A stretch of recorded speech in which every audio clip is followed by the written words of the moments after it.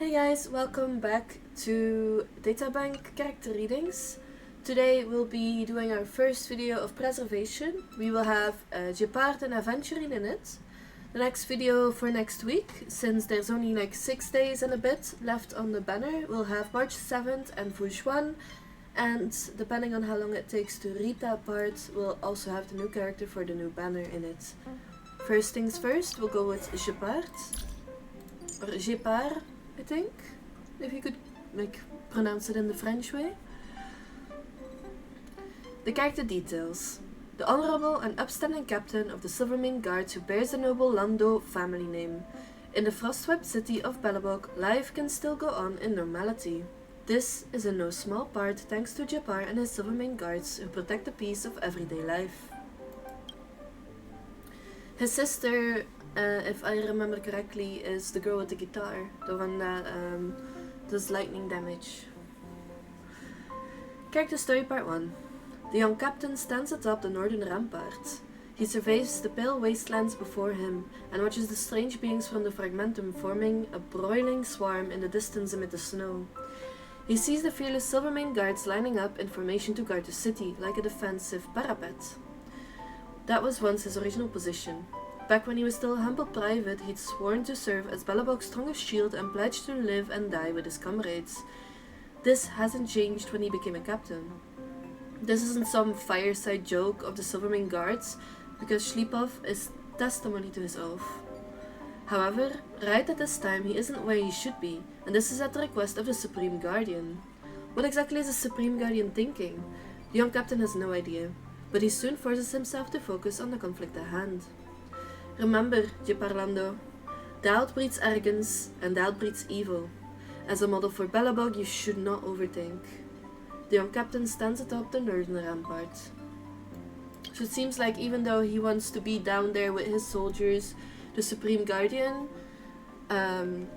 forced him to actually stand on top of the ramparts instead. Character story part 2. After the most epic of battles, the few surviving Silvermane Guards made their way back to Belobog. The Supreme Guardian ordered an immediate parade to celebrate his hard-earned victory. For more than 3 days and nights, the whole city reveled in a carnival with great laughter and joy. The celebration reached its climax at an awards ceremony for the Silvermane Guards. Under the watchful gaze of the crowds, the Supreme Guardian presented an award to the greatest soldiers for outstanding military service. This young captain from a noble house quietly puts on the armor forged out of geomarrow. Light, flexible and strong, while radiating a light reminiscent of auroras. That's the only impression he had of this treasure.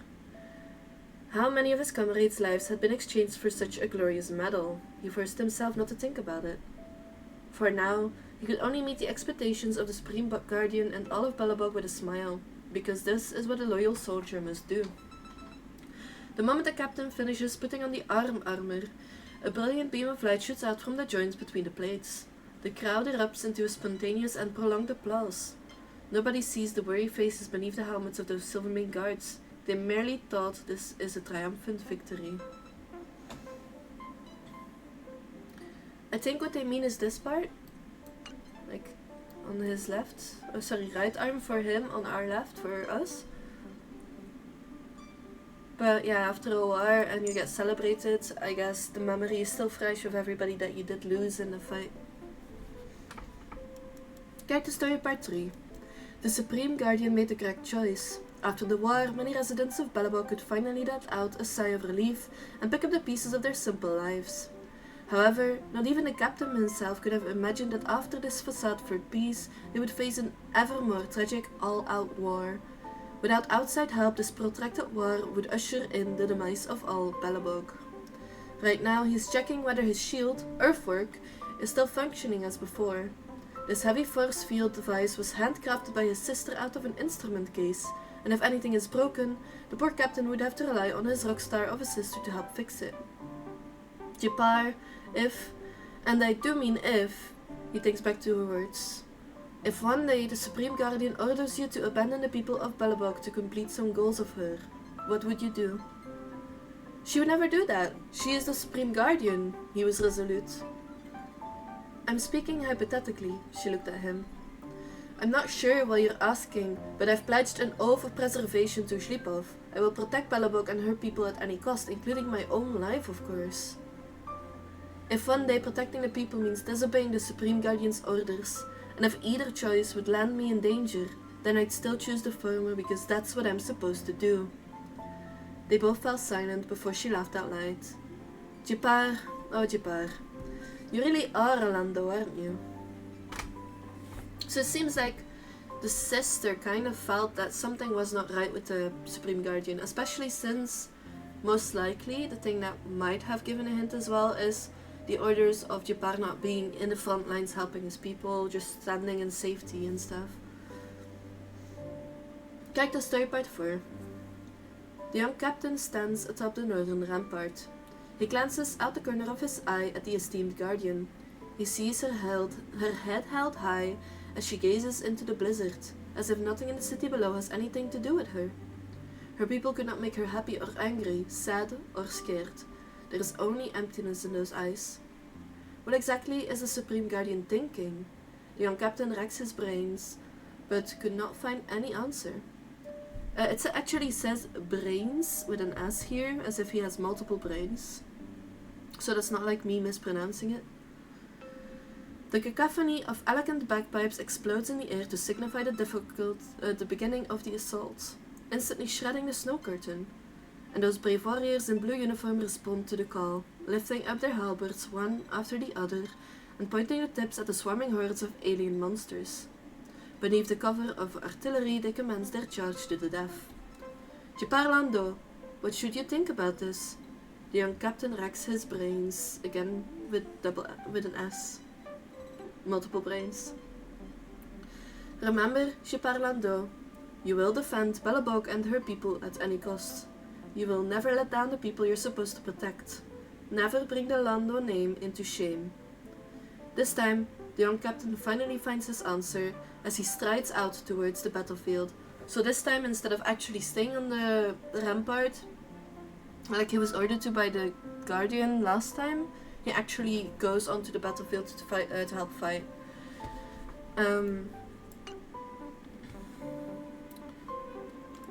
His character is also kind of like a tank, an ice tank. But if I remember correctly, he has kind of fallen off with the characters lately, where it's more like damage over defense. But that might just be how I've seen a lot of my friends play the game. It could be that he's really important in some builds as well. Everybody plays the game differently, so. Next up, Aventurine. I do have Aventurine at max level, so I'll be able to read everything for you guys visually as well. Character details. Senior Manager of the Strategic Investment Department at the IPC and one of the 10 Stonehearts. His cornerstone is the Aventurine of Stratagems. An ostentatious risk-taker, he often wears a smile that masks his true motives. He won his current position by wagering against fate itself. He views life as a high-stakes, high-return investment, and he plays this particular gamble with masterful ease. I have something to report to you about a new employee. What makes you so worried, Erwin? It's complaints about him, both formal and informal. My mailbox has been flooded with them like countless pieces of paper. I wonder if it's worth reconsidering his inclusion in the Strategic Investment Department. What do these complaints say? Mostly about his origins, those eyes of his. He once deceived the Marketing Development Department by falsely claiming that there were energy sources hidden in the barren land of Sigonia, not yet effectively developed and utilized. A huge amount of funds was invested into excavating it before we realized it was all a scam. And then there's the notorious Igihazo Aventurine case. He misled the Intelligentsia Guild into believing that the remains of Taiseronth, the Imperator, Insectorum, were buried there. Despite the scholars being extremely cautious, they ultimately still fell into the trap. And let's not forget the letters from the councillors of the Sigonian sovereignty. They denounced his strife for once breaking agreements and sowing discord, leading to significant changes in the balance of peace between the tribes, resulting in repeated delays in the signing of agreements between Sigonia and the IPC. Allowing such an employee to join at the IPC would be a severe detriment to public relations. If these are the extents of the complaints, there is no need to tell me. Wait, you already know it all? Each gemstone holds unique value and our task is to make investments. We don't need to appease those stubborn old-timers who sent in complaints, as these rumors will eventually reach. No, they would already have reached his ears. Well, let's take this chance and see how big of a surprise he can bring us. So it seems like his gambling could actually be detrimental to the company, but then again, if he was right to gamble on these things and he was right that there were things of value there, they would have looked at it completely differently. His eyes are a bit weird though. But according to this part of the story, it's saying that he's from a tribe that might have those eyes at birth? I'm not 100% sure.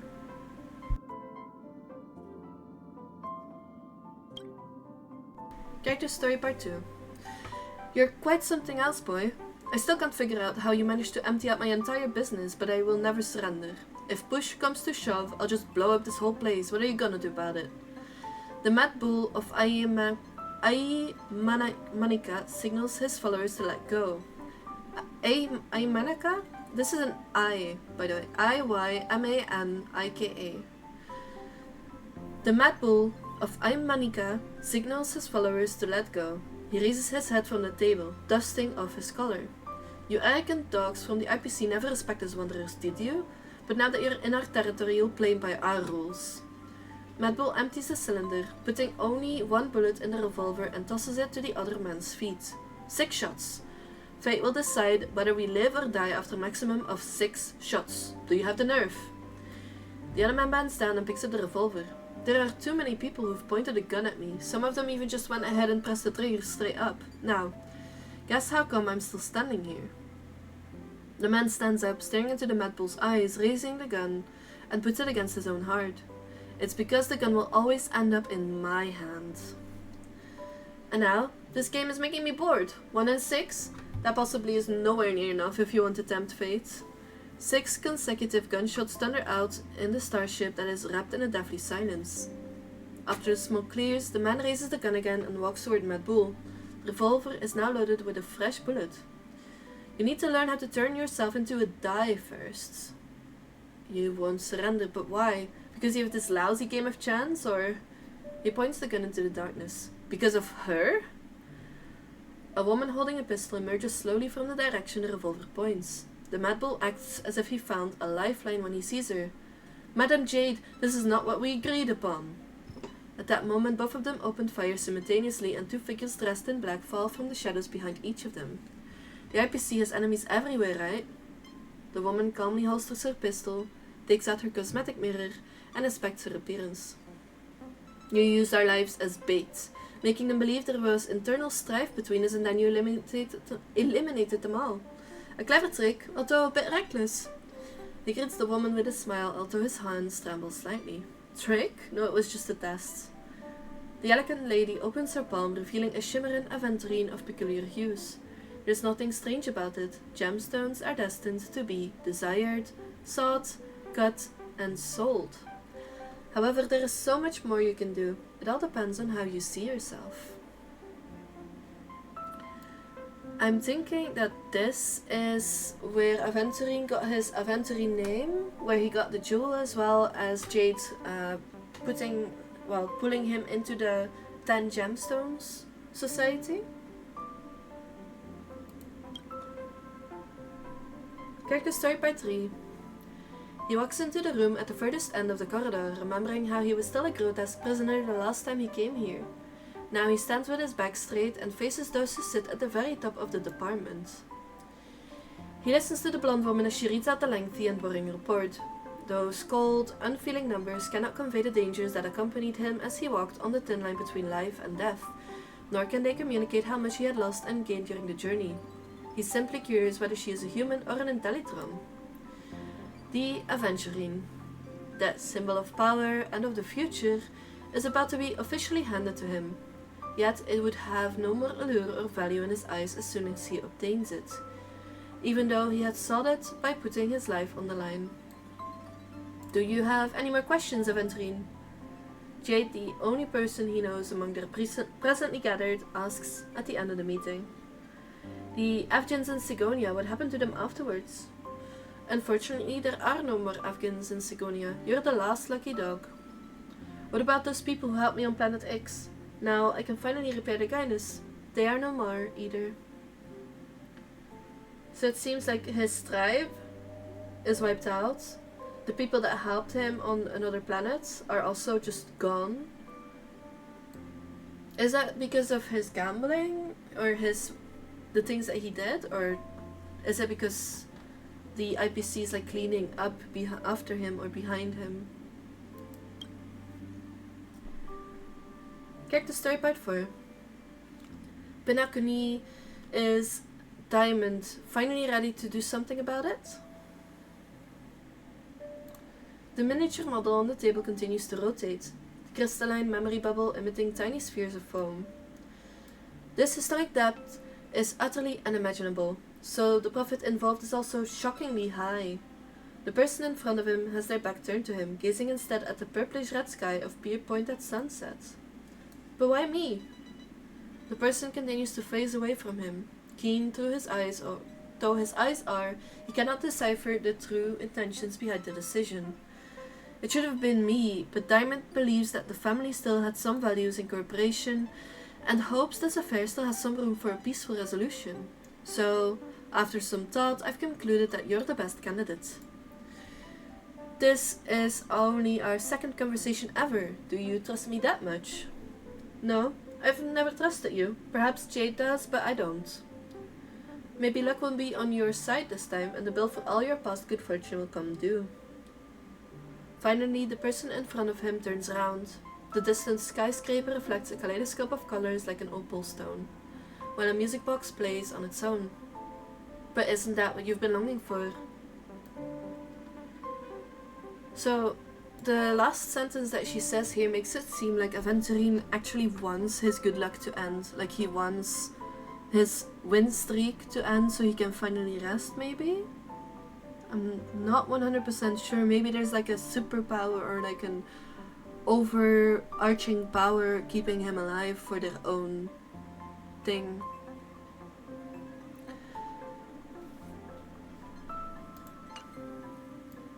It does sound kind of sad though. Your people gone, the people that helped you gone, and you're just alone with people that don't even trust you or that don't even know you or don't want to get to know you. Either way, the next video will be about March 7th, Fujuan, and of course the new character, if there's enough time, depending on how long the stories are from March 7th and Fujuan. I've also started streaming a lot more. If you're interested in that, come check me out. The link is in the description, as well as a link to my Patreon if you guys are willing to help me out a bit financially. Thank you, Faipe, for being my Patreon, and I hope that everybody enjoyed listening to what I've been reading now. I'm sorry this video is a bit later than expected. There was a lot going on with Mother's Day having happened where I live and things like that. It's also really hot. I hope you guys are drinking enough water. Make sure to check up on the grandparents as well with this heat. It's very important everybody has enough water in house. If there's any old people in your building and it's maybe in your culture, because some cultures don't appreciate it, but if it is, make sure to check up on them, make sure that they're alright. Older people, children, and people with like issues when it comes to high temperatures should really be checked up on in these times. I hope you guys have a nice day, a nice evening, nice night, or a nice morning, depending on where you are. I hope to maybe see you guys on my Twitch streams, and definitely on the next video. Please leave a like if you liked. Please follow me if you want to see more of these, or come check out my Twitch. I'd be happy to see you guys there. Goodbye!